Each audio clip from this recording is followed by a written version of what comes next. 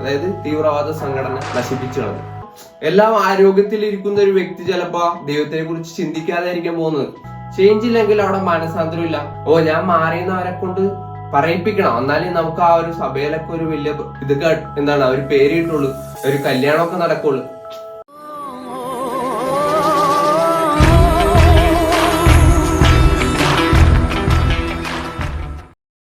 Hi friends, ഞങ്ങൾ വീണ്ടും പുതിയൊരു വീഡിയോയുമായി വന്നിരിക്കുകയാണ്. ഈ വീഡിയോ നിങ്ങളുടെ മുമ്പിൽ അവതരിപ്പിക്കാൻ പറ്റുന്നതിന് ഞങ്ങൾ ആദ്യം തന്നെ ദൈവത്തിന് നന്ദി പറയുന്നു. ഇന്നത്തെ നമ്മുടെ വിഷയം എന്താണ്? നിങ്ങൾ തംബ്നെയിലിൽ തന്നെ കണ്ടിട്ടുണ്ടാവും എന്താണ് വിഷയമെന്ന്. പക്ഷെ എന്താണ് നമ്മുടെ വിഷയം? നമ്മുടെ ജീവിതത്തിലെ ഏറ്റവും വളരെ പ്രാധാന്യം അർഹിക്കുന്ന ഒരു വിഷയത്തെ പറ്റിയാണ് നമ്മൾ ഇന്ന് സംസാരിക്കുന്നത്. എന്താണ് യഥാർത്ഥമായ ഒരു മാനസാന്തരം, അതായത് എന്താണ് യഥാർത്ഥ മാനസാന്തരം എന്നതിനെ പറ്റിയാണ് നമ്മൾ ഇവിടെ സംസാരിക്കുന്നത്. അതായത് പ്രത്യേകമായും ബൈബിളിൽ, കാരണം ബൈബിളിലാണ് ഏറ്റവും അധികം ഒരു മാനസാന്തര ജീവിതത്തെ കുറിച്ചൊക്കെ ബൈബിളിലാണ് വ്യക്തമായിട്ട് എഴുതിയിരിക്കുന്നത്.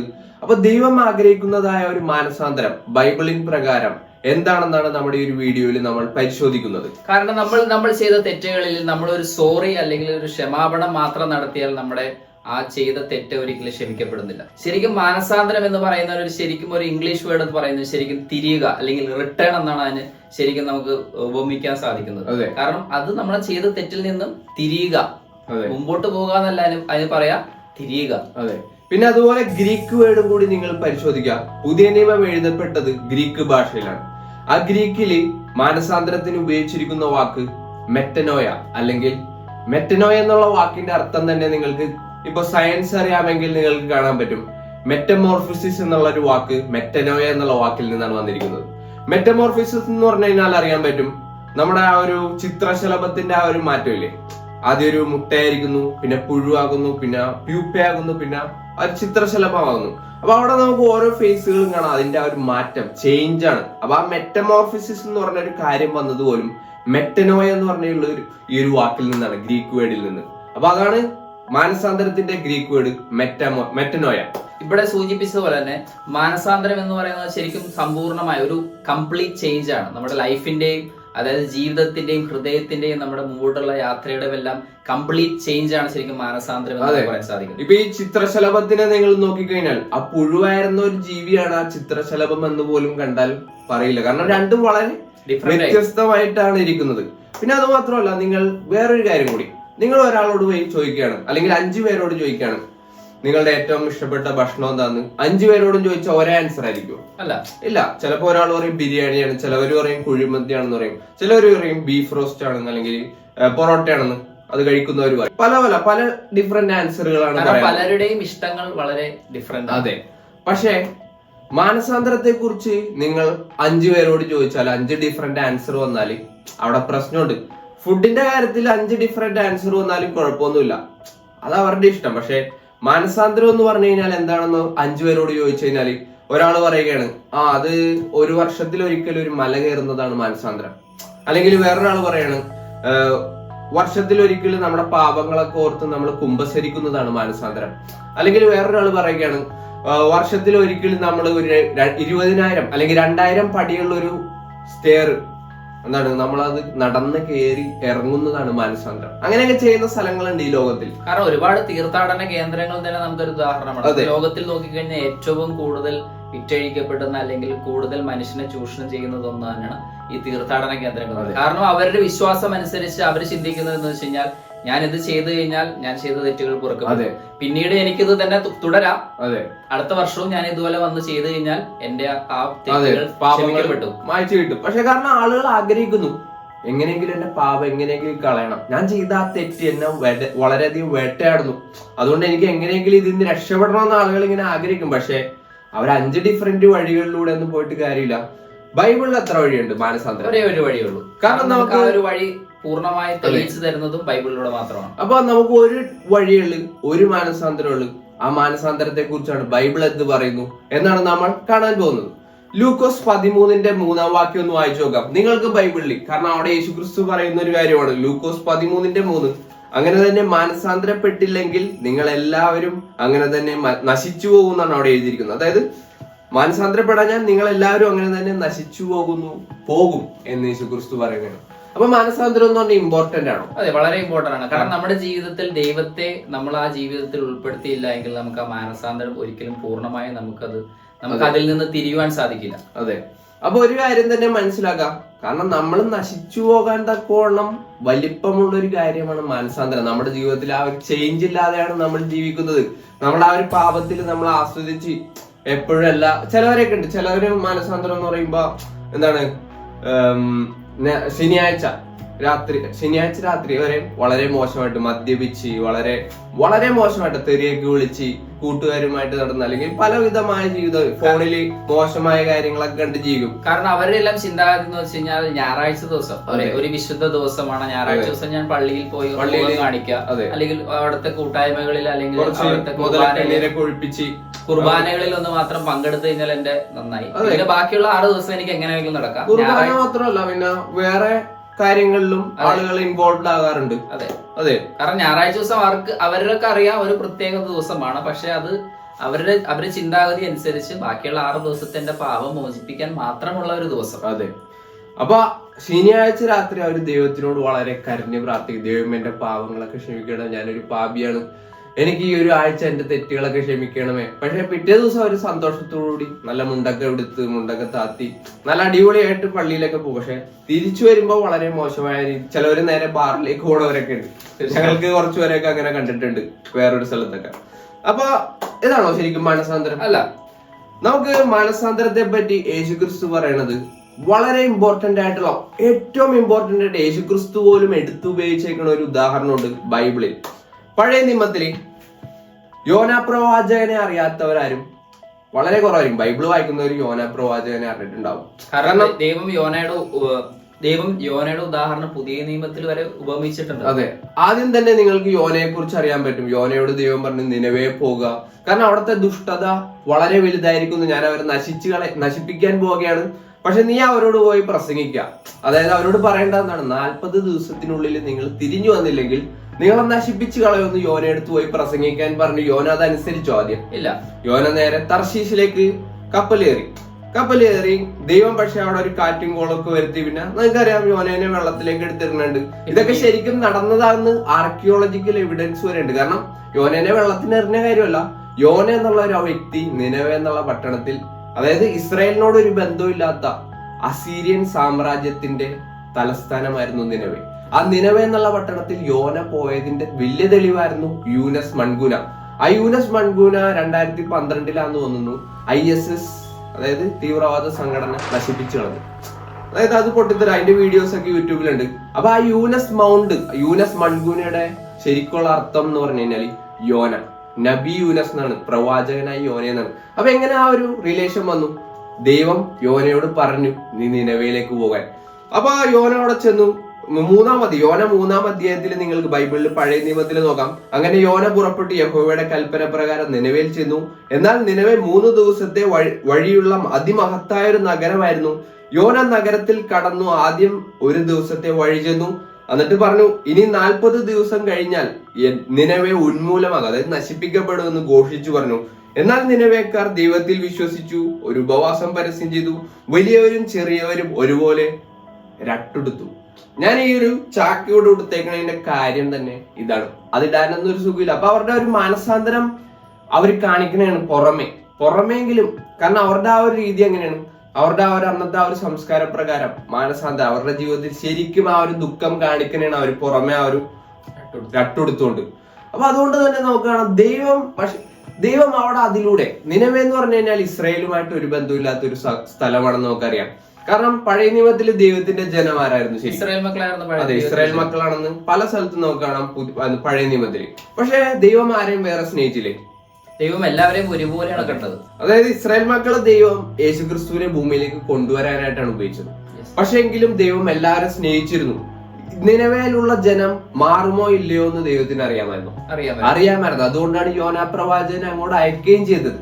എല്ലാവർക്കും ദൈവം അവസരം കൊടുത്തു. കാരണം നമുക്ക് പഴയ നിയമത്തിൽ തന്നെ നമുക്ക് ഉൽപ്പത്തി തന്നെ കാണാൻ സാധിക്കും. സോദോം ഗൊമോറ എന്ന് പറഞ്ഞ പട്ടണത്തിലും ദൈവം അവർക്ക് അവസരം നൽകി. കാരണം അവരുടെ ആ ദുഷ്ഫലങ്ങളിൽ ഏറ്റവും കൂടുതൽ ഫലം വർദ്ധിക്കുക അല്ലാണ്ട് ദൈവത്തിനായിട്ട് അവരൊന്നും ചെയ്തില്ല. ഉൽപ്പത്തി നമുക്ക് വായിക്കുമ്പോൾ സാധിക്കും, അബ്രഹാം അവർക്ക് വേണ്ടി സംസാരിക്കുകയാണ്. അബ്രഹാം അവരോട് ദൈവത്തിന് വേണ്ടിയിട്ട് ദൈവത്തിന് ഉൽപ്പത്തി 18 കാണാൻ പറ്റും. അത് അബ്രഹാം ദൈവത്തോട് യാചിക്കുകയാണ്, ദൈവമേ അവിടെ ഒരു 10 നീതിമാനെങ്കിലും ഉണ്ടെങ്കിൽ അവരെ വിടിവിക്കണമെന്ന്. അതെ, ദൈവത്തോട് അവൻ പറയുന്നു. പക്ഷെ ദൈവം പറയുന്നുണ്ട് 10 നീതിമാന്മാരെങ്കിലും ഉണ്ടെങ്കിൽ ഞാൻ അവരെ നശിപ്പിക്കില്ല. പക്ഷെ അവിടെ 10 നീതിമാന്മാർ പോലും ഉണ്ടായില്ല. ആകെ ഒരാൾ മാത്രം ഉണ്ടായുള്ളൂ, ലോത്ത്. പക്ഷെ ലോത്തിനെയും അവന്റെ കുടുംബത്തെയും രക്ഷിച്ചു. പിന്നീട് നടന്ന കാര്യങ്ങളൊക്കെ നിങ്ങൾക്ക് ഉൽപ്പത്തി 18, 19 ഒക്കെ വായിക്കുമ്പോൾ കാണാൻ പറ്റും. അപ്പോ ദൈവം എല്ലാവരും സ്നേഹിക്കുന്നു. നമുക്ക് എസ്കേൽ 18ന്റെ 20-ാം വാക്യം നോക്കാം. വളരെ ഇമ്പോർട്ടന്റ് ആയിട്ടുള്ള ഒരു വാക്യമാണ്. പാപം ചെയ്യുന്ന ദേഹി മരിക്കും, മകൻ അപ്പന്റെ അകൃത്യം വഹിക്കേണ്ട, അപ്പൻ മകന്റെ അകൃത്യം വഹിക്കേണ്ട, നീതിമാന്റെ നീതി അവന്റെ മേലും ദുഷ്ടന്റെ ദുഷ്ടത അവന്റെ മേലും. 21-ാം വാക്യം, എന്നാൽ ദുഷ്ടൻ താൻ ചെയ്ത സകല പാപങ്ങളെയും വിട്ടുതിരിഞ്ഞ് എന്റെ ചട്ടങ്ങളൊക്കെയും പ്രമാണിച്ച് നീതിയും ന്യായവും പ്രവർത്തിക്കുന്നുവെങ്കിൽ അവൻ മരിക്കാതെ ജീവിച്ചിരിക്കും. കാരണം ഒന്ന് ആലോചിക്കുക, ദുഷ്ടൻ പോലും തിരിഞ്ഞു വരാനാണ് ദൈവം ആഗ്രഹിക്കുന്നത്. 23-ാം വാക്യത്തിൽ അത് വളരെ വ്യക്തമാണ്. ദുഷ്ടന്റെ മരണത്തിൽ എനിക്ക് അല്പമെങ്കിലും താല്പര്യമുണ്ടോ? ലോകത്തിൽ വളരെ ദുഷ്ടന്മാരായിട്ടുള്ള ആൾക്കാരൊക്കെ പീഡിപ്പിച്ചിട്ടുള്ളവരുണ്ട്, പിന്നെ അതുപോലെ എന്താണ് കൊലപാതകങ്ങൾ ചെയ്തവരുണ്ട്. അതെ, എത്രയോ ക്രൂരമായ കാര്യങ്ങൾ ചെയ്തിട്ട് ജയിലിലായിട്ടുള്ളവരുണ്ട്. പക്ഷെ അവരെ ദൈവം സ്നേഹിക്കുന്നുണ്ടോ? തീർച്ചയായിട്ടും. ദൈവം അവരോട് പറയുന്നുണ്ട്, ദുഷ്ടന്റെ മരണത്തിൽ എനിക്ക് അല്പമെങ്കിലും താല്പര്യമുണ്ടോ? അവൻ തന്റെ വഴികളെ വിട്ടുതിരിഞ്ഞ് ജീവിക്കണമെന്നല്ലയോ എന്റെ താല്പര്യം എന്ന് യഹോവയായ കർത്താവിന്റെ അരുളപ്പാട് എന്ന് പറഞ്ഞ് ദൈവം അവരോട് ക്ഷമിക്കും. പക്ഷെ എന്ന് പറഞ്ഞ ലോകത്തിൽ അവർക്ക് ആ ഒരു പരിണത ഫലങ്ങൾ, അനന്തര ഫലങ്ങൾ ഇല്ല എന്നാണോ അതിന്റെ അർത്ഥം? അല്ല, അവരത് ശിക്ഷ അനുഭവിക്കേണ്ടി വരും ലോകത്തിലെ ജയിലിൽ. യെസ്, അവരുടെ തീരുമാനമായിരുന്നു അവരെങ്ങനെയാണ് അവരുടെ ജീവിതം നയിക്കേണ്ടതെന്ന്. പക്ഷെ ദൈവത്തിനൊരു തീരുമാനമുണ്ട്, അവർ ദൈവത്തിലേക്ക് തിരിഞ്ഞു വരണം. അതിനുള്ള അവസരങ്ങൾ ദൈവം തന്നെ ഒരുക്കി കൊടുക്കുന്നുണ്ടെങ്കിൽ പോലും അത് തിരിച്ചറിയേണ്ടത് അവരുടെയും നമ്മുടെയും ഉത്തരവാദിത്വം. അതെ, പിന്നെ നമുക്ക് കാണാം എസ്കേലിന്റെ 18:30 ഏറ്റവും അവസാനത്തെ വാക്യം, മരിക്കുന്നവന്റെ മരണത്തിൽ എനിക്ക് ഇഷ്ടമില്ല എന്ന് യഹോവയെ കർത്താവിന്റെ അരുളപ്പാട്, ആകയാൽ നിങ്ങൾ മനം തിരിഞ്ഞ് ജീവിച്ചു കൊള്ളുവിൻ. കാരണം ദൈവം ആഗ്രഹിക്കുന്നത് നമ്മളെല്ലാവരും ജീവിക്കാനാണ്. അതുകൊണ്ടാണ് യോഹന്നാൻ 3:16 തന്റെ ഏകജാതനായ പുത്രനിൽ വിശ്വസിക്കുന്ന ഏവനും നശിച്ചു പോകാതെ നിത്യജീവൻ പ്രാപിക്കേണ്ടതിന് ദൈവം അവനെ നൽകുവാൻ തക്കവണ്ണം കുറച്ചുപേരെ സ്നേഹിച്ചു എന്നല്ല അവിടെ എഴുതിയിരിക്കുന്നത്. ലോകത്തെ എല്ലാവരെയും ദൈവം സ്നേഹിച്ചു. എല്ലാവർക്കും ആ ഒരു അവസരം കൊടുക്കാൻ ദൈവം വിളിച്ചുകൊണ്ടിരിക്കുന്നതാണ്. തിരിഞ്ഞു വാ മക്കളെ, എല്ലാവരും തിരിഞ്ഞു വാ. കാരണം ഞാൻ നിങ്ങളെ സ്വീകരിക്കും, നിങ്ങൾ തിരിഞ്ഞു വന്നാൽ മതി. തിരിഞ്ഞു വന്നു കഴിഞ്ഞാൽ ദൈവം എല്ലാവരെയും കൈക്കൊള്ളുന്നു അവിടെ പറയുന്നുണ്ട്. കാരണം നമ്മുടെയൊക്കെ ജീവിതങ്ങൾ തന്നെ ഓരോ വ്യക്തികളും വ്യത്യസ്തരാണ്. അവർ ചെയ്ത തെറ്റുകളും വ്യത്യസ്തമായിരിക്കാം. പക്ഷെ ദൈവത്തിന്റെ മുമ്പിൽ അതെല്ലാം ഒരു കാറ്റഗറിയാണ്. ചെറിയ കള്ളം, വലിയ കള്ളം, കൊലപാതകം, ഇതെല്ലാം വേറെ കാറ്റഗറി അല്ല, വേറെ ഘടകങ്ങൾ എന്താണ്, പട്ടികളിലല്ല ദൈവം വെച്ചേക്കുന്നത്. എല്ലാം ഒരു പാപം എന്നുള്ള ഇതിൽ തന്നെയാണ്. നമുക്ക് വീണ്ടും തിരിച്ച് യോനയിലെ പുസ്തകത്തിലേക്ക് പോകാം. യോനയുടെ പുസ്തകം 3-ാം അധ്യായത്തിൽ നമുക്ക് ഒന്നുകൂടെ നോക്കുമ്പോൾ യോന 3:10 വാക്യം, കാരണം നിനവേക്കാർ രാജാവ് മുതൽ അവസാനം ഏറ്റവും എളിയ ദാസൻ വരെ എന്താണ് അവരുടെ തെറ്റുകൾ സ്റ്റോപ്പ് ചെയ്ത്. പിന്നെ നോക്കുകയാണ് മനുഷ്യനും മൃഗവും രട്ടുപുതച്ചു. കാരണം മനുഷ്യന്റെ രട്ടുപുതച്ചത് സ്വന്തം മനസ്സല്ലേ, മൃഗങ്ങള് സ്വന്തമായിട്ട് ഇങ്ങനെ ചാക്കൊടുത്തല്ല, അവരെ ചെയ്തതാണ്. ഓക്കെ, അവരുച്ചത്തിൽ ദൈവത്തോട് വിളിച്ചപേക്ഷിക്കണം. ഓരോരുത്തരും താൻ തന്റെ ദുർമാർഗവും താൻ തന്റെ കൈക്കിലുള്ള സാഹസവും വിട്ട് മനം തിരികെയും വേണമെന്ന് രാജാവ് വരെ അവിടെ കൽപ്പന പുറപ്പെടുവിച്ചു. പിന്നെ നമുക്ക് കാണാം 9-ാം വാക്യം, ദൈവം വീണ്ടും അനുതപിച്ച് നാം നശിച്ചു പോകാതിരിക്കേണ്ടതിന് അവന്റെ ഉഗ്രകോപം വിട്ടു മാറുമായിരിക്കും. ആർക്കറിയാം? കാരണം അവരറിയുന്നില്ല, അവരുടെ രീതിയിൽ അത് ചെയ്യണേണ്. മാനസാന്തരം അവരുടെ ജീവിതം അവർ മനസ്സിലാക്കി, തെറ്റുകളെ മനസ്സിലാക്കി, എനിക്കിത് വേണ്ട, ദൈവത്തിന് ഇത്, ദൈവം ഞങ്ങളെ നശിപ്പിച്ചു കളയും, ഞങ്ങൾക്ക് അത് മനസ്സിലായി, ഞങ്ങളുടെ ജീവിതം മാറ്റണം എന്നവർക്ക് മനസ്സിലായി. അതെ, അവരുടെ രീതിയിൽ അവര് മാനസാന്തരം എന്താണെന്ന് കാണിച്ചു കൊടുക്കണേണ്. പിന്നെ ദൈവത്തിനെ കുറിച്ച് പറയുന്നുണ്ട് യോന 3:10 വാക്യത്തിൽ, അവർ ദുർമാർഗം, അതായത് നിനവേലുള്ള ജനം ദുർമാർഗം വിട്ടുതിരിഞ്ഞു എന്ന് ദൈവം അവരുടെ പ്രവൃത്തികളാൽ കണ്ടപ്പോൾ. എങ്ങനെയാണ് കണ്ടത്? ദൈവം അവരുടെ മനസ്സ് കണ്ടെന്നാണ് അവിടെ എഴുതിയിരിക്കുന്നത്. ഇല്ല, അവരുടെ പ്രവൃത്തികൾ കണ്ടു. കാരണം പ്രവൃത്തികൾ ദൈവം നോക്കിക്കൊണ്ടിരിക്കുകയാണ്. ദൈവം അവര് പുറത്തെന്നാണ്. നേരത്തെ അവർ മോഷ്ടിച്ചുകൊണ്ടിരുന്നവരാണെങ്കിൽ അവർ മോഷണം നടത്തി തിരിച്ചു കൊടുത്തു, അധ്വാനിച്ച് ജീവിക്കാൻ തുടങ്ങി. പിന്നെ അത് മാത്രമല്ല, ഇപ്പൊ വായിൽ നിന്ന് മോശമായ രീതിയിൽ തെറി വിളിക്കുന്നവരായിരുന്നെങ്കിൽ അവര് നല്ല വാക്കുകൾ പറഞ്ഞു തുടങ്ങി. അതാണ് പ്രവൃത്തികളാൽ കാണുക എന്ന് പറയുമ്പോ. അപ്പോ വിട്ടുതിരിഞ്ഞ് ദൈവം അവരുടെ പ്രവൃത്തികളാൽ കണ്ടപ്പോൾ താൻ അവർക്ക് വരുത്തുമെന്ന് അരുളി ചെയ്തിരുന്ന അനർത്ഥത്തെ കുറിച്ച് ദൈവം അനുതപിച്ച് അത് വരുത്തിയതുമില്ല. അതാണ് നമുക്ക് കാണുന്നത്. ദൈവം അത് വരുത്തിയില്ല. കാരണം അവരുടെ പ്രവൃത്തികൾ, അവരുടെ മനസ്സ് മാറിയതുകൊണ്ടല്ല, അല്ലെങ്കിൽ അവർ രട്ടെടുത്ത് പൊതിച്ചുകൊണ്ടല്ല, അവരുടെ പ്രവൃത്തികൾ അവര് വിവിധമായി ചെയ്തിരുന്ന തെറ്റുകൾ നിർത്തി ഡിഫറെന്റ് ആയിട്ട് പ്രവർത്തിക്കാൻ തുടങ്ങി. കാരണം ഇവിടെയാണ് ആ മാനസാന്തരം എന്ന് പറഞ്ഞതിന്റെ യഥാർത്ഥമായ ഒരു മീനിങ് നമുക്ക് മനസ്സിലാക്കും. കാരണം നിനവെ പട്ടണത്തിലെ ആൾക്കാരെ നമ്മളൊന്ന് വെച്ച് കമ്പയർ ചെയ്ത് നോക്കുമ്പോൾ അവര് മോശമായ രീതിയിൽ നടന്നു പോയിരുന്ന വ്യക്തികൾ അവരുടെ പ്രവർത്തികളിലൂടെ അവര് നല്ല രീതിയിലേക്ക് തിരിഞ്ഞു. വീണ്ടും അവര് നല്ല പ്രവർത്തികൾ ചെയ്തു, അല്ല മോശം പ്രവർത്തികളിലൂടെ കടന്നു പോയെന്നല്ല നമുക്ക് കാണാൻ സാധിക്കുന്നത്.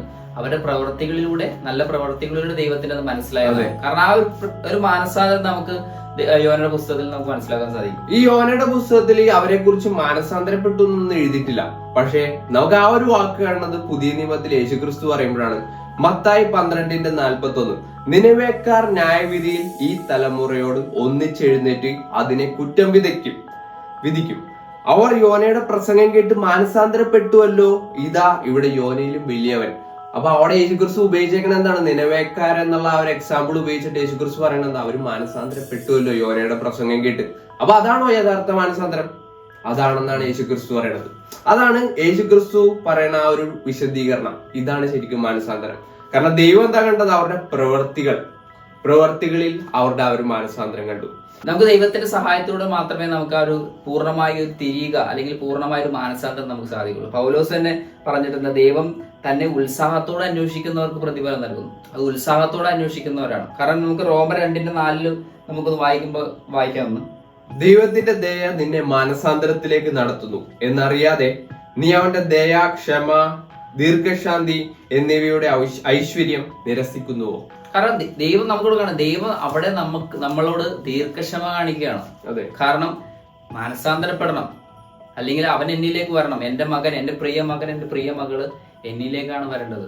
അതെ, ദൈവം അതാണ് ആഗ്രഹിക്കുന്നതെന്ന് നമുക്ക് പഴയ നിയമത്തിൽ കാണാം. കാരണം ഈ ലോകത്തിലെ ആളുകൾ ദൈവത്തിന് ഒന്നാമത്തെ കാര്യത്തിൽ സീരിയസ് ആയിട്ട് എടുക്കുന്നില്ല.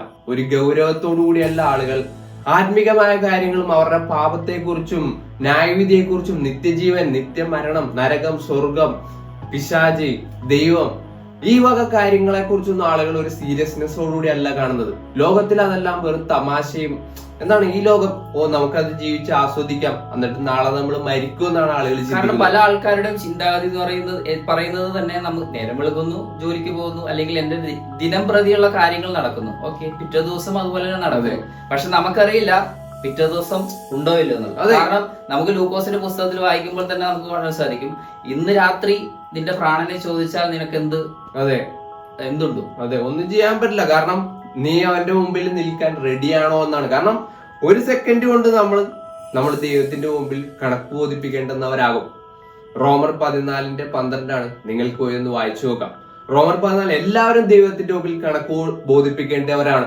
കാരണം പല ആൾക്കാരും ആ ഒരു ചിന്തയിലേക്ക് കടന്നു പോകുന്നില്ല. കാരണം അവരുടെ കണ്ണ് ശരിക്കും പറഞ്ഞ ലോകത്തിൻ്റെതായ കാര്യങ്ങളിലും ലോകത്തിൻ്റെതായ എല്ലാ മോഹങ്ങളിലും അവരുടെ കണ്ണ് അകപ്പെട്ടു പോയത്. അതുകൊണ്ടാണ് അവർ ആ ഒരു ശരിയായ രീതിയിലേക്ക് അവർക്ക് തിരിയുവാൻ സാധിക്കില്ല. കാരണം തിരിയാൻ വരുമ്പോഴത്തേക്കും അവരുടെ ചിന്തകൾ പല രീതിക്കായിരിക്കും സാത്താൻ കൊണ്ടുവന്നത്. കാരണം സാത്താനാണ് ഏറ്റവും ബോഷ്കിന്റെ അപ്പൻ എന്ന് പറയുന്നത് തന്നെ സാത്താനാണ്. കാരണം സാത്താൻ നമ്മുടെ ചെവികളിൽ എപ്പോഴും, അല്ലെങ്കിൽ മനസ്സുകളിൽ എപ്പോഴും ബോഷ്ക്ക് തന്നെ പറഞ്ഞ് നമ്മളെ ദൈവത്തിൽ നിന്ന് തിരിയുന്നതിൽ നിന്ന് നമ്മളെ എപ്പോഴും മാറ്റിക്കൊണ്ടിരിക്കും. അതെ, 2 കൊരിന്ത്യർ 4:4 കാണാം, ദൈവപ്രതിമയായ ക്രിസ്തുവിന്റെ തേജസ്സുള്ള സുവിശേഷത്തിന്റെ പ്രകാശനം ശോഭിപ്പാതിരിപ്പാൻ ഈ ലോകത്തിന്റെ ദൈവം അവിശ്വാസികളുടെ മനസ്സ് കുരുടാക്കി. അവരുടെ മനസ്സ് അവരൊന്നും ചിന്തിക്കാനായിട്ട് അനുവദിച്ചു കൊടുക്കുന്നില്ല. പലവിധ കാര്യങ്ങളാലും അവരുടെ ശ്രദ്ധകളെ മാറ്റിവെച്ചിരിക്കുകയാണ്.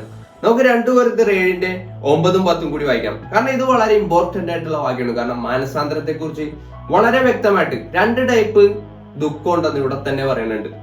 നിങ്ങൾ ദുഃഖിച്ചതിനാലല്ല, മാനസാന്തരത്തിനായി ദുഃഖിച്ചതിനാൽ അത്രേ. നിങ്ങൾക്ക് ഞങ്ങളാൽ ഒന്നിലും ഛേദം വരാതെ വണ്ണം ദൈവഹിത പ്രകാരമല്ലോ നിങ്ങൾ ദുഃഖിച്ചത്. 2 കൊരിന്ത്യർ 7:9 10 വാക്യം. ദൈവഹിത പ്രകാരമുള്ള ദുഃഖം അനുതാപം വരാത്ത മാനസാന്തരത്തെ രക്ഷയ്ക്കായി ഉളവാക്കുന്നു. ലോകത്തിന്റെ ദുഃഖമോ മരണത്തെ ഉളവാക്കുന്നു. ഈ ഒരു വാക്യം നിങ്ങൾക്ക് വായിച്ചിട്ട് മനസ്സിലായില്ലെങ്കിൽ 2 ഉദാഹരണങ്ങളെ കുറിച്ച് ചിന്തിക്കുക. 1, യൂദാസ്, അതായത് യേശുക്രിസ്തുവിനെ ഒറ്റിക്കൊടുത്ത യൂദാസ്. യേശുക്രിസ്തുവിനെ ഒറ്റിക്കൊടുത്തിട്ട് പിന്നീട് മനസ്താപിച്ചു, അതായത് ദുഃഖമുണ്ടായി ആ 30 വെള്ളിക്കാശ് എറിഞ്ഞു കളഞ്ഞ യൂദാസ്. അവൻ ചെയ്തത് തെറ്റല്ല, യേശുക്രിസ്തുവിനെ ഒറ്റിക്കൊടുത്തത് തെറ്റി. പക്ഷെ അവന്റെ മനസ്സിൽ ദുഃഖം ഉണ്ടായിരുന്നില്ലേ? ഉണ്ടായിരുന്നു. നമുക്ക് പിന്നീട് കാണാൻ സാധിക്കും അവൻ ആ പൈസയൊന്നും ഉപയോഗിച്ചില്ല. അവനത് വലിച്ചെറിഞ്ഞു കളഞ്ഞു, എന്നിട്ട് പോയി തൂങ്ങിച്ചത്തു. അതെ, അതാണ് അവൻ ചെയ്തത്. യേശുക്രിസ്തുവിലേക്ക് തിരിഞ്ഞു വരുന്നതിന് പകരം അവൻ എന്ത് ചെയ്തു? ലോകത്തിന്റെ ദുഃഖം മരണത്തെ ഉളവാക്കുന്നു എന്നാണ് അവിടെ എഴുതിയിരിക്കുന്നത്. അവനതുണ്ടായത് തൂങ്ങി മരിച്ചത് ലോകത്തിന്റെ ദുഃഖമാണ്. കാരണം അവന് ഒരു പ്രത്യാശ ഉണ്ടായിരുന്നു. അവൻ അതിൽ നിന്ന് തിരിഞ്ഞു വരുവാനോ ഇനി എനിക്ക് യേശുക്രിസ്തുവിന് വേണ്ടി ദൈവത്തിന് വേണ്ടി ജീവിക്കുവാനോ അവന് പ്രത്യാശ ഇല്ലാത്തത് കൊണ്ട് അവൻ എന്ത് ചെയ്തു? പക്ഷെ ദൈവം അവനോട് ക്ഷമിക്കുമായിരുന്നു. തീർച്ചയായിട്ടും, ഉറപ്പായിട്ടും ദൈവം അവനോട് ക്ഷമിച്ചാനെ. കാരണം ഇതേ തെറ്റ് തന്നെ ചെയ്ത വേറൊരു വ്യക്തിയുണ്ട് ആ സമയത്ത് തന്നെ, പത്രോസ്. യേശുക്രിസ്തുവിനെ 3 പ്രാവശ്യം തള്ളിപ്പറയുകയും ശപിക്കുകയും ചെയ്തു. ഓരോ പ്രാവശ്യം ചോദിച്ചപ്പോ അവനെ എനിക്കറിയില്ല. എന്നിട്ട് പിന്നീട് വേറെ ചോദിച്ചു, അവനെ എനിക്കറിയില്ല. പിന്നീട് ചോദിച്ചപ്പോ അവനെ തള്ളിപ്പറയുകയും ശപിക്കുകയും ചെയ്തു. അങ്ങനെ ചെയ്ത പത്രോസിനും ദുഃഖമുണ്ടായിരുന്നു.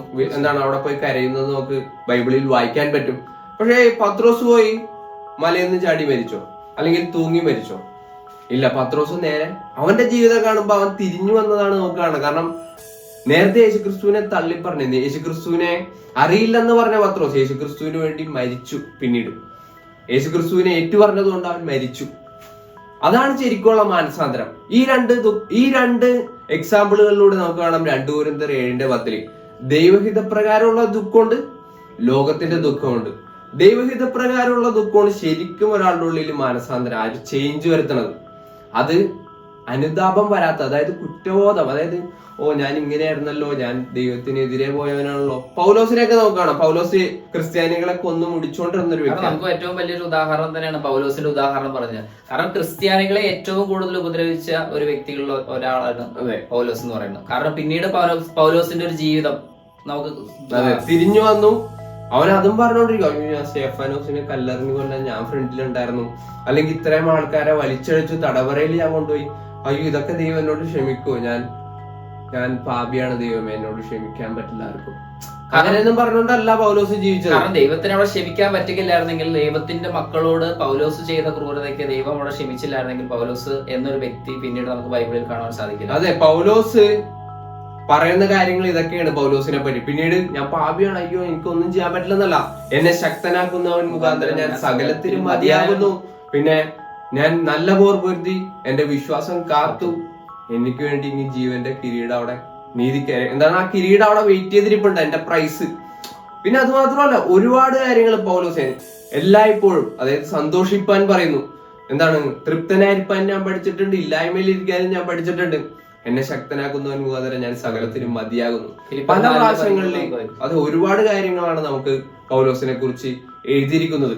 കാരണം ആ ഒരു മാനസാന്തരം തന്നെ നമുക്ക് ഏറ്റവും വലിയൊരു ഉദാഹരണമാണ്. കാരണം ഒരു വ്യക്തിക്ക് അത്രയും മോശമായി നടന്നൊരു വ്യക്തിക്ക് നല്ല കാര്യങ്ങൾ ചെയ്യുവാൻ ദൈവം മുഖാന്തരം നമുക്ക് സാധിക്കും. ഗലാത്യ ലേഖനത്തിൽ കാണാം പൗലോസ് പറഞ്ഞത്, ഇനി ജീവിക്കുന്നത് ഞാനല്ല, ക്രിസ്തു അത്രേ എന്നിൽ ജീവിക്കുന്നു, ഇനി ഞാൻ അവന് വേണ്ടിയിട്ടാണ് ജീവിക്കുന്നത്. ഒന്ന് ആലോചിക്കുക, അതാണ് ശരിക്കുള്ള മാനസാന്തരം. അപ്പൊ ലോകത്തിന്റെ ദുഃഖം നമുക്ക് മരണത്തിലേക്കാണ് നമ്മളെ കൊണ്ടുപോകുന്നത്. ചിലവര് തൂങ്ങി മരിക്കാറുണ്ട്, ചിലവര് പാലത്തിൽ നിന്ന് ചാടി മരിക്കാറുണ്ട്. അവരുടെ തെറ്റുകളൊക്കെ അവരെ വേട്ടയാടിയിട്ട് അവർക്ക് അത് സഹിക്കാൻ പറ്റാതെ അവരെന്ത് ചെയ്തു, എനിക്ക് ഈ ഒരു വേദന ഒന്ന് അവസാനിപ്പിക്കണമെന്ന് പറഞ്ഞ് സ്വയം മരിക്കും. അവരുടെ തെറ്റുകളിൽ അവർക്ക് ഉത്തമമായ ബോധ്യമുണ്ടെങ്കിൽ പോലും അതിൽ നിന്ന് തിരിഞ്ഞു വരാനുള്ള ഒരു അറിവ് അവർക്ക് ഇല്ലാത്തതുകൊണ്ടാണ് അവർ ലോകത്തിന്റേതായ ദുഃഖത്തിലേക്ക് പോകുന്നത്. ആ അറിവ് അവർക്ക് ലഭിക്കാത്തത് വചനം വായിക്കാത്തതുകൊണ്ടാണ്, ബൈബിള് വായിക്കാത്തതുകൊണ്ടാണ്. അവരുടെ കണ്ണ് കുരുടായിരിക്കുകയാണ്. അത് നമുക്ക് വചനത്തിൽ തന്നെ കാണാൻ സാധിക്കും. നമ്മുടെ കണ്ണ് തുറന്നെങ്കിൽ മാത്രമേ നമുക്ക് ആ വചനത്തിൽ എപ്രകാരമാണ് നല്ലൊരു ജീവിതം, അല്ലെങ്കിൽ ക്രിസ്തു അത്ര എന്നിൽ വസിക്കുന്നു എന്ന് പറയുമ്പോൾ ക്രിസ്തുവിന് വേണ്ടി ഞാൻ എങ്ങനെയാണ്, എപ്രകാരമാണ് ജീവിക്കേണ്ടത്, നല്ലൊരു ജീവിതം എങ്ങനെ, നല്ലൊരു പോർ എങ്ങനെ പുലർത്തണമെന്ന് നമുക്ക് മനസ്സിലാക്കാം. അതെ, സങ്കീർത്തനം 119 കാണാം, നിന്റെ വചനം എന്റെ കാലിന് ദീപവും പാതയ്ക്ക് പ്രകാശവും. കാരണം നമുക്ക് ആ ഒരു വെളിച്ചം തരുന്നത് ദൈവത്തിന്റെ വചനമാണ്. അത് അടച്ചു വെച്ചിട്ട് നമുക്ക് കാണാൻ പറ്റില്ല ഒന്നും. ഓക്കെ, അപ്പൊ ഇതാണ് ശരിക്കുള്ള മാനസാന്തരം. ശരിക്കും ആ ഒരു ചേഞ്ച് ഇല്ലെങ്കിൽ അവിടെ മാനസാന്തരം ഇല്ല. നമ്മുടെ മനസ്സിലുള്ള മാറ്റമാണ് നമ്മുടെ പ്രവൃത്തിയിൽ വരുന്നത്. അതാണ് നിനവേക്കാരിൽ നമ്മൾ കണ്ടത്, പത്രോസിന്റെ ജീവിതത്തിൽ കണ്ടത്, പൗലോസിന്റെ ജീവിതത്തിൽ കണ്ടത്. ശരിക്കും മാനസാന്തരപ്പെട്ട വ്യക്തികളെ ബൈബിളിൽ എഴുതിയിട്ടുണ്ട്. അവരുടെ ജീവിതങ്ങളെല്ലാം അങ്ങനെയായിരുന്നു. അതാണ് ദൈവം ആഗ്രഹിക്കുന്നത്. 2 പത്രോസ് 3:9-10 ചിലർ താമസമെന്ന് വിചാരിക്കുന്നത് പോലെ കർത്താവ് തന്റെ വാഗ്ദത്തം നിവർത്തിപ്പാൻ താമസിക്കുന്നില്ല. ആരും നശിച്ചു പോകാതെ എല്ലാവരും മാനസാന്തരപ്പെടുവാൻ അവൻ ഇച്ഛിച്ച് നിങ്ങളോട് ദീർഘക്ഷമ കാണിക്കുന്നത്. ദൈവം ദീർഘക്ഷമ കാണിക്കാനാണ് ശരിക്കും പറഞ്ഞാൽ ഈ സമയം. ദൈവത്തിന് വേണമെങ്കിൽ ഇന്ന് വരാൻ പാടില്ലേ? തീർച്ചയായിട്ടും നാളെ വരാം, അല്ലെങ്കിൽ ഇന്നലെ വരായിരുന്നു, മിനിഞ്ഞാന്ന് വരായിരുന്നു, കഴിഞ്ഞ ആഴ്ച വരായിരുന്നു, അല്ലെങ്കിൽ ഒരു 100 വർഷം മുമ്പ് വരായിരുന്നു. പക്ഷെ ദൈവം വരാതിരുന്നത് ദീർഘക്ഷമയാണ്. മനുഷ്യനോട് ദൈവം ദീർഘക്ഷമയാണ്. കാരണം നമുക്ക് വരുന്ന ഓരോ അവസരവും അവന്റെ ക്ഷമയാണ്. അതെ, നമ്മൾ തിരിഞ്ഞു വരുവാൻ നമ്മുടെ ജീവിതത്തിൽ ഓരോ കാര്യങ്ങളും അവൻ വരുത്തുന്നത് പോലും നമ്മൾ തിരിഞ്ഞു വരാൻ. ചിലപ്പോ എല്ലാം ആരോഗ്യത്തിലിരിക്കുന്ന ഒരു വ്യക്തി ചിലപ്പോ ദൈവത്തിനെ കുറിച്ച് ചിന്തിക്കാതെ ആയിരിക്കാൻ പോകുന്നത്. ചിലപ്പോ അവന്റെ ജീവിതത്തിൽ ഒരു അസുഖം വരുവാൻ ദൈവം അനുവദിച്ചു കൊടുത്തേക്കാം. കാരണം ആ സമയത്ത് അവൻ ദൈവത്തിങ്കിലേക്ക് തിരിഞ്ഞു വന്നാൽ, കാരണം അവൻ എന്നേക്കുമായിട്ട് ജീവിക്കുവാനായിട്ട് സാധിക്കും നിത്യജീവനിലേക്ക് പോകുമ്പോൾ. കാരണം നമ്മൾ ഒരിക്കലും വിചാരിക്കരുത് നമുക്ക് അല്ലെങ്കിൽ ഇന്ന് അല്ലെങ്കിൽ നാളെ എന്നില്ല. അതെ, നമുക്ക് അങ്ങനെ നാളെ നീളെ എന്ന് പറയുന്നത് നമുക്കൊരിക്കലും അങ്ങനെ ചിന്തിച്ച് മാറ്റിവെക്കാൻ ഇന്നാണ് ആ ഒരു മാനസാന്തരപ്പെടാനായിട്ട് കാര്യമല്ല അത്. നമുക്ക് യിരെമ്യാവിന്റെ പഴയ നിയമത്തില് ദൈവം ഇസ്രായേൽ മക്കളുമായിട്ട് പ്രവർത്തിക്കുമ്പോൾ അവരെല്ലായ്പ്പോഴും പെർഫെക്റ്റ് ഒന്നും ആയിരുന്നില്ല. അവരെ കൊണ്ട് ദൈവം വളരെയധികം കഷ്ടപ്പെട്ടിട്ടുണ്ട് പഴയ നിയമത്തിന് നോക്കുമ്പോൾ. കാരണം നമുക്ക് പുറപ്പാട് തൊട്ട് ഇങ്ങോട്ട് വായിച്ചു കഴിഞ്ഞാൽ ദൈവം അവരെ അടിമത്തത്തിൽ നിന്ന് വിടുവിച്ച് അവരെ കൊണ്ടുപോകുന്നത് എങ്ങോട്ടാണ്? പാലും തേനും ഒഴുകുന്ന ഒരു ദേശത്തിലേക്ക് ആ ഒരു വാഗ്ദത്തം ദൈവം നൽകിയിട്ടുണ്ട്, അങ്ങോട്ടേക്കാണ് കൊണ്ടുപോകുന്നത്. പക്ഷെ അവരെ അങ്ങോട്ടുള്ള യാത്രയിൽ അടിമത്തത്തിൽ നിന്നാണ് കൊണ്ടുപോകുന്നത് നമ്മൾ ആലോചിക്കണം. അങ്ങനെ ഒരു യാത്രയിൽ പോയി കഴിഞ്ഞപ്പോഴും അവരെന്താണ് ദൈവത്തിനെതിരെ മറുതലിക്കുകയാണ്. ഞങ്ങൾക്ക് ഇറച്ചി കിട്ടിയില്ല, പാല് കിട്ടിയില്ല. അതാണ് ഈജിപ്തിലായിരുന്നെല്ലാം നല്ലത്. പിന്നെ അവര് മോശേനെ കുറച്ചു ദിവസം കാണാതായപ്പോഴേക്കും ഒരു കാളക്കുട്ടീനെ ഉണ്ടാക്കി ആരാധിക്കാൻ തുടങ്ങി. അതാണ് ഞങ്ങളാക്കുന്നത് ഈജിപ്തിൽ നിന്ന് കൊണ്ടുവന്ന ദൈവം. അവരുടെ ജീവിതത്തിൽ അവര് അവരുടെ ചുറ്റുമുള്ള ദേശങ്ങൾ, കാനാൻ ദേശത്തുണ്ടായിരുന്ന മറ്റ് ജാതികളെ പോലെ അവര് കുട്ടികളെ പോലും മറ്റ് ദേവന്മാർക്ക് ബലിയർപ്പിക്കാനൊക്കെ തുടങ്ങി. ദൈവം അവരോടൊന്നും പറഞ്ഞിട്ടുണ്ടായിരുന്നില്ല മറ്റ് ദേശങ്ങൾ ചെയ്തതുപോലെ. കാരണം അവരെ മറ്റ് ദേശക്കാരെല്ലാം ദൈവം നശിപ്പിക്കാനിടയായത് അവർ വളരെ തിന്മ പ്രവർത്തിച്ചവരായതുകൊണ്ടാണ്.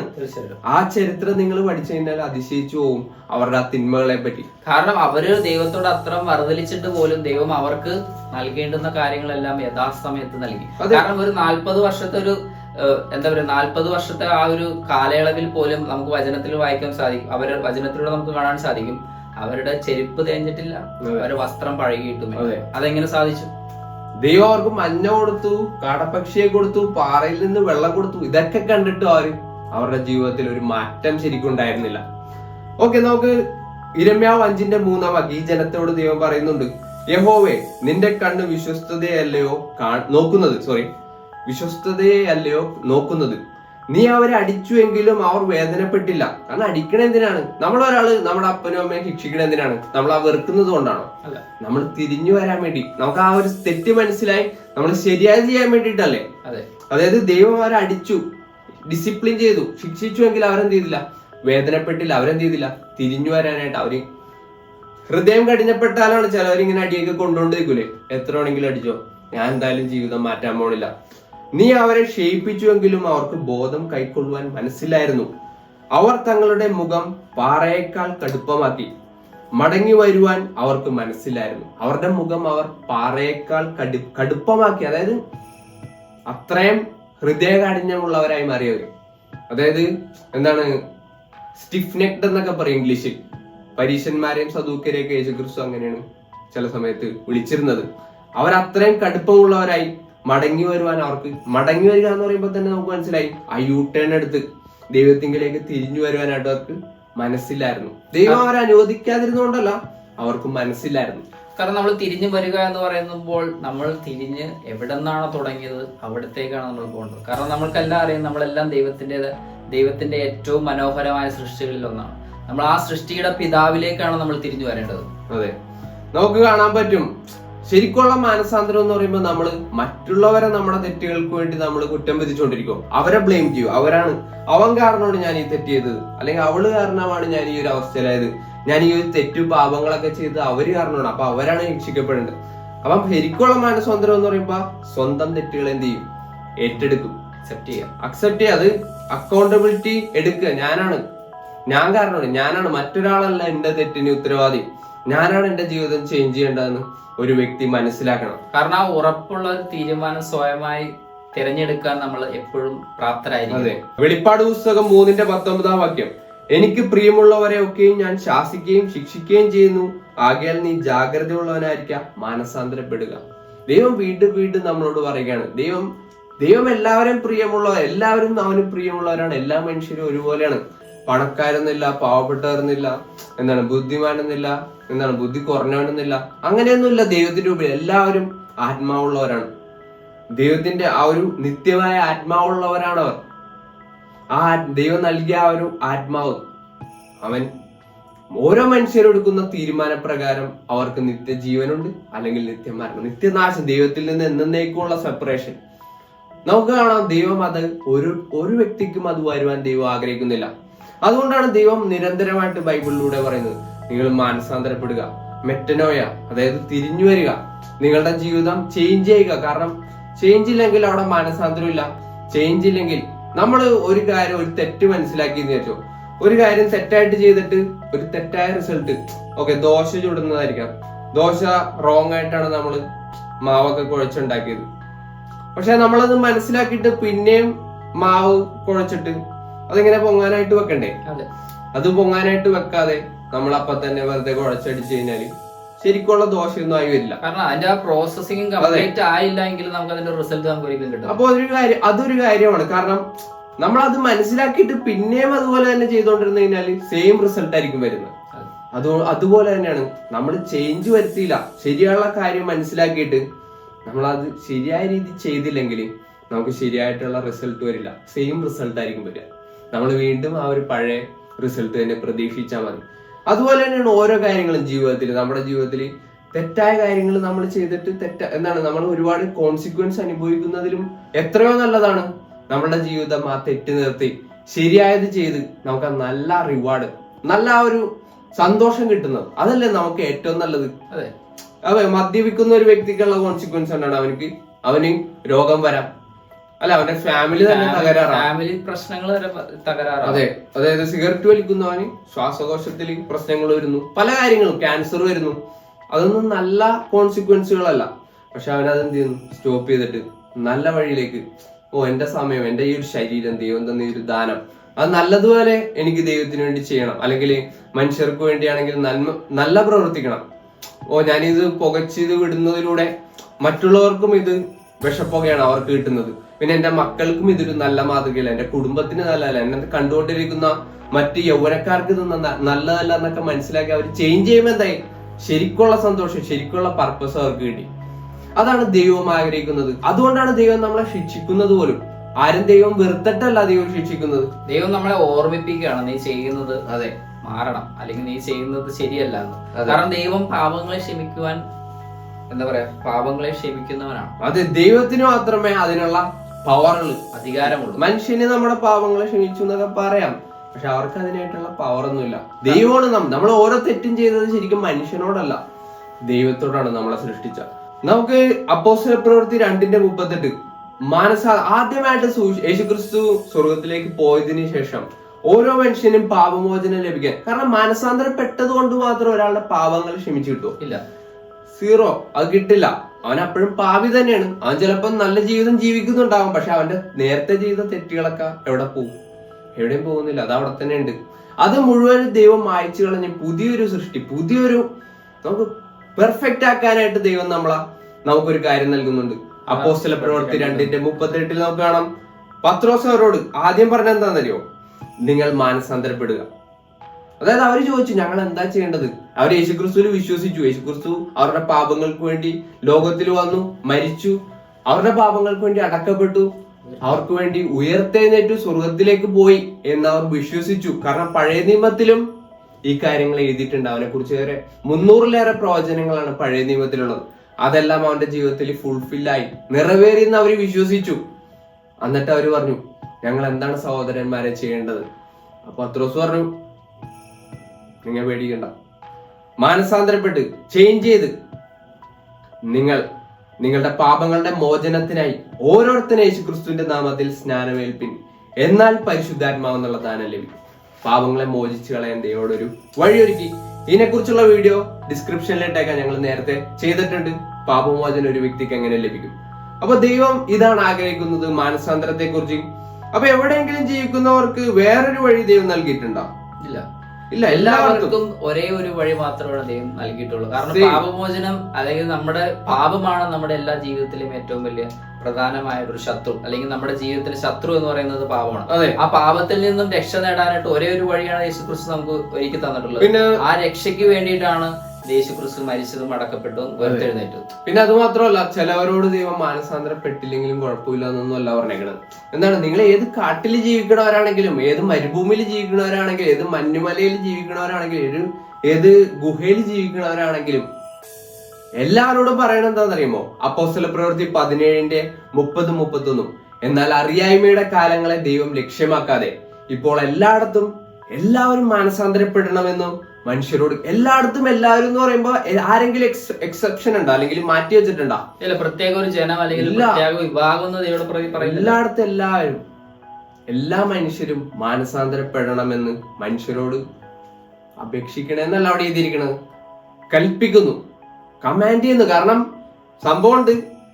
17:31 താൻ നിയമിച്ച പുരുഷൻ മുഖാന്തരം ലോകത്തെ നീതിയിൽ ന്യായം വിധിപ്പാൻ അവനൊരു ദിവസത്തെ നിശ്ചയിച്ചു. അവനെ മരിച്ചവരിൽ നിന്ന് ഉയർത്തെഴുന്നേൽപ്പിച്ചതിനാൽ എല്ലാവർക്കും അതിന്റെ ഉറപ്പ് നൽകിയിരിക്കുന്നു. ദൈവം ഈ ഭൂമിയെ വീണ്ടും ന്യായം വിധിക്കും. ആ ന്യായവിധി യേശുക്രിസ്തു വീണ്ടും ന്യായം വിധിക്കുമ്പോൾ നമ്മൾ മാനസാന്തരപ്പെട്ടിട്ടില്ല, നമ്മൾ അവന്റെ രക്തത്താൽ കഴുകപ്പെട്ടിട്ടില്ല, സ്നാനമേറ്റ് അവൻ നമ്മുടെ പാപങ്ങളെ കഴുകി കളഞ്ഞിട്ടില്ല എങ്കിൽ നമ്മൾ അവന്റെ മുമ്പിൽ എത്ര രട്ടുടുത്ത് നിന്നിട്ട് കാര്യമില്ല. ചാക്കൊടുത്തത് കൊണ്ട് കാര്യമുണ്ടോ? ഇല്ല. ദൈവം നിനവേക്കാരുടെ പ്രവർത്തികൾ കണ്ടിട്ടാണ് അവരോട് ക്ഷമിച്ചത്, അല്ലാതെ ചാക്കൊടുത്തത് കൊണ്ടല്ല. അതാർക്കും പറ്റും, എനിക്ക് വരെ പറ്റി. അതെ, നമ്മുടെ പ്രവർത്തികളിൽ ആ മാറ്റം ഇല്ല എങ്കിൽ നമുക്ക് ഒരിക്കലും മാനസാന്തരം എന്ന് പൂർണ്ണമായിട്ട് നമുക്ക് പറയാൻ സാധിക്കും ഇല്ല. അപ്പൊ ദൈവം ആഗ്രഹിക്കുന്നത് ഒരു ഓണസ്റ്റ് ആയിട്ടുള്ള, ഒരു സത്യസന്ധമായിട്ടുള്ള ഒരു മാറ്റം. മറ്റുള്ള മനുഷ്യരെ കാണിക്കാനല്ല. ഓ ഞാൻ മാറിയില്ലെങ്കിൽ അവനെന്ത് വിചാരിക്കും, ഓ ഞാൻ മാറിയെന്നവരെ കൊണ്ട് പറയിപ്പിക്കണം, എന്നാലും നമുക്ക് ആ ഒരു സഭയിലൊക്കെ ഒരു വലിയ എന്താണ് ഒരു പേര് കിട്ടുള്ളൂ, ഒരു കല്യാണമൊക്കെ നടക്കുള്ളൂ. മനസ്സിലായ? അതല്ല ദൈവം ആഗ്രഹിക്കുന്നത്. അതൊക്കെ ഒരു കപടഭക്തിയാണ്. അതന്നെ, ഒരിക്കലും മറ്റുള്ളവരെ കാണിക്കാൻ വേണ്ടിയിട്ടല്ല നമ്മുടെ ജീവിതത്തിൽ മാറ്റം വരുത്തേണ്ടത്.